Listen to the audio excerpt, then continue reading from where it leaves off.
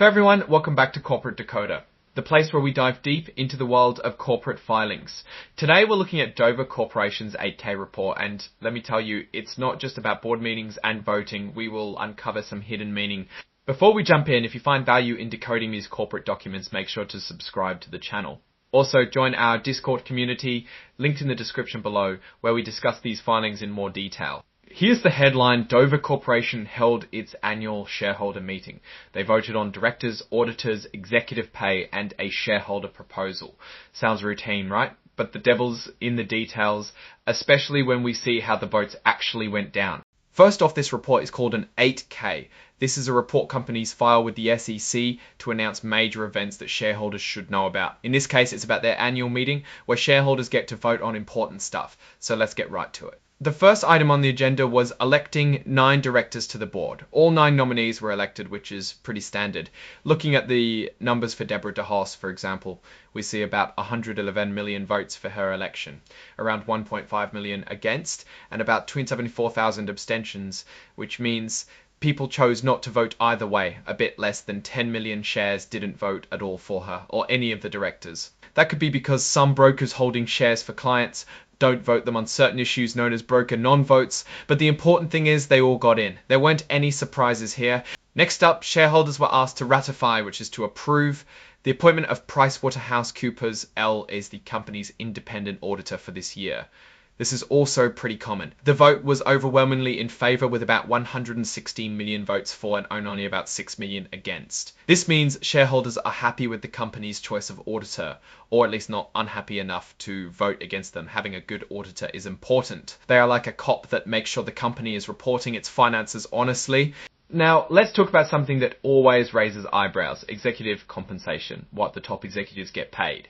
Shareholders got to vote on an advisory basis, meaning the vote isn't binding on the compensation of the company's top executives, also known as NEOs. While the vote for was in the majority, about 103 million, there was a significant number of votes against, about 9 million.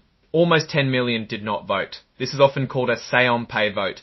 It means a chunk of shareholders aren't thrilled with how much the executives are making. While it doesn't force the company to change anything, it sends a message to the board that they need to think about how they're paying their top people. It might mean shareholders feel the executives aren't performing well enough to justify their pay, or that the pay gap between executives and regular employees is too wide. It is not a good look. Finally, there was a shareholder proposal asking for an independent board chair. This is where things get a little more interesting. An independent board chair means someone who isn't also the CEO. The idea is that it provides better oversight of management. In this case, the proposal was rejected. About 41 million voted while over 71 million voted against. So the majority of shareholders are okay with the current leadership structure, where the CEO might also be the chair of the board. This is a topic that comes up often at annual meetings. Some investors believe that having an independent chair improves company oversight, while others are okay with the current leadership structure, where the CEO might also be the chair of the board.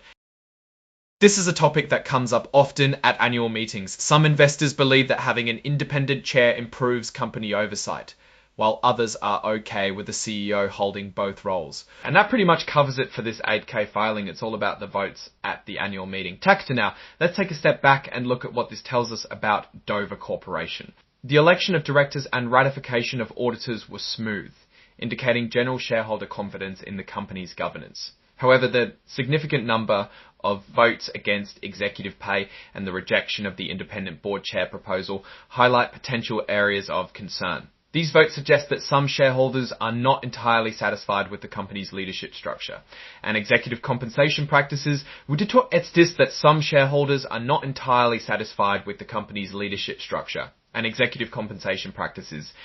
What does this mean for Dover? Well, the company needs to pay attention to these concerns. While they don't have to make immediate changes, ignoring these signals could lead to bigger problems down the road. Dissatisfied shareholders can become activist investors pushing for more significant changes. Dover needs to think about how they can better align executive pay with performance and address concerns about board independence. Maybe they need to improve communication with shareholders or make some changes to their compensation policies. Alright, that's our breakdown of Dover Corporation's latest 8K filing. What's your take on these votes and what they signal for the company's future? Drop your thoughts in the comments. If this analysis was valuable, hitting that like button really helps, and subscribe for more deep dives. Don't forget to check out the Discord in the description. Thanks for watching. See you next time.